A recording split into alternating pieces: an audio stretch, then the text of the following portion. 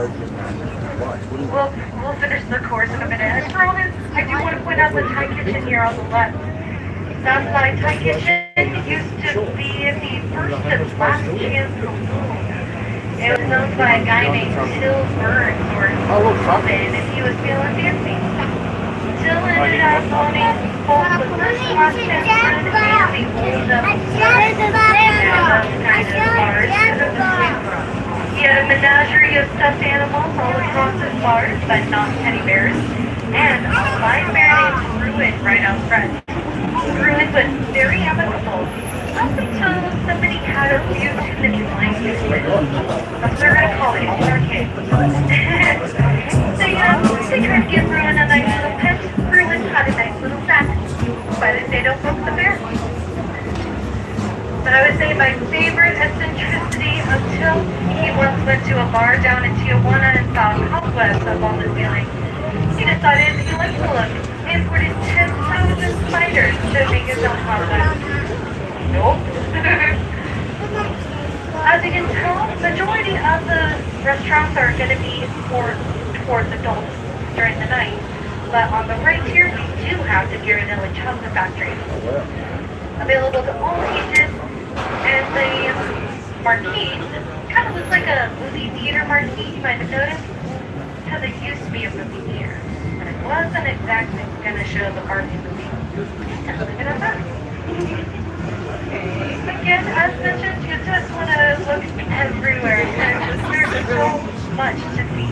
We can forget our troubles, forget our cares,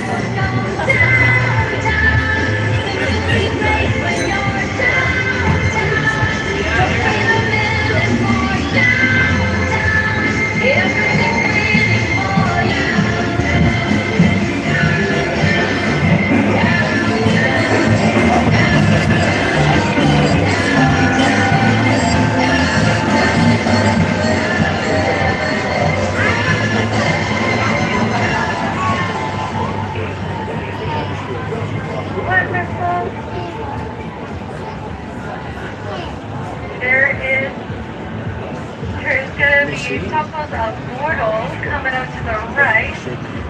Extremely popular for their tacos. In fact, with their line, they sometimes have to bring the line all the way up to the second level and then back down. Also, as we cross here, Pointer stops at the end of the street on the left. You see it? No, gosh. Yeah, later, you might have recognized him as the famous gunslinger from the opening corral. Well, after his little stint there in Tombstone, he ended up coming to San Diego for about 7 years. And during that time, he managed to create himself quite a reputation. Owned 3 gambling halls and allegedly, just allegedly, the Short Stay Hotel. Made himself about $1 million a month in today's money. Well, business. Well, this next part, it gets a little bit darker. We're going into more of a residential area. So we're going to make some city lights of our own. Light 40. Putting them on in 3, 2, 1. Yay! I love my trolley. There are only 2 trolleys on the fleet that do this. I got lucky tonight. So that's the Gasland Quarter. Нет, у меня здесь очень громко, поэтому я не смогу вам рассказать, что это. Это Сан Диего.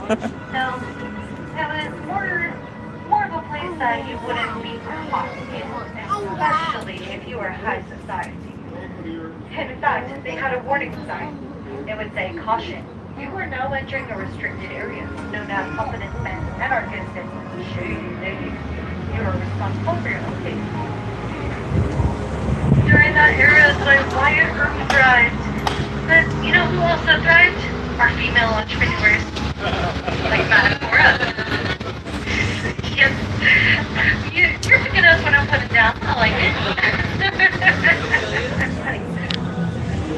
Madam Flora is my favorite of them all. She was originally a psychic.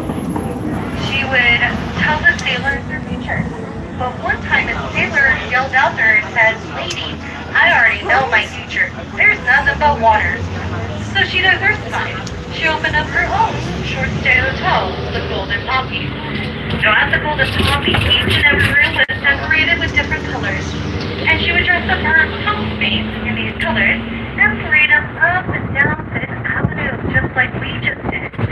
And if somebody was looking interested, she would tap them on the shoulder and ask, what color? He would point and she would pull out a marble. Marble matched the girl's dress. All he had to do was take the marble and 50 cents to the Golden Poppy. He'd be pointed to a door of the same color. There's been thousands of marbles found in Gasland. Some by the harbor as well. So, if you find a marble in your vacation, well, wash your hands. Oh, man.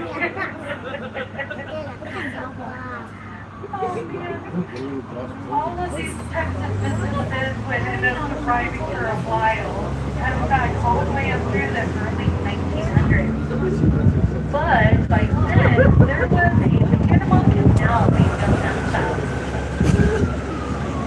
I hear it. I see it. It's a little far back. Yes, indeed, this whole district would rise up until the Panama Canal. When it got built, it was going to bring tourism to San Diego. So, the land that cleaned up the city entered Chief Wilson. He was associated with the stingery. He decided that instead of arresting every single one of the workers, he would give them two options instead. He offered them, one, you can stay in San Diego and take a job and report.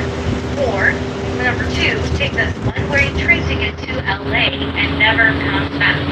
There's a big one coming up here. Hang on. Well, of course, the majority of them chose a very nice train ride to Los Angeles.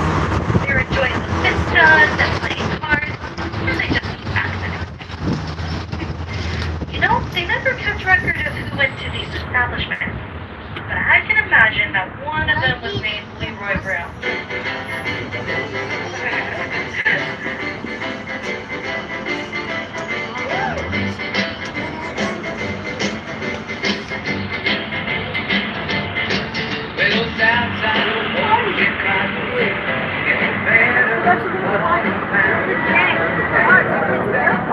We're still going to be right under the flight path of the International Airport.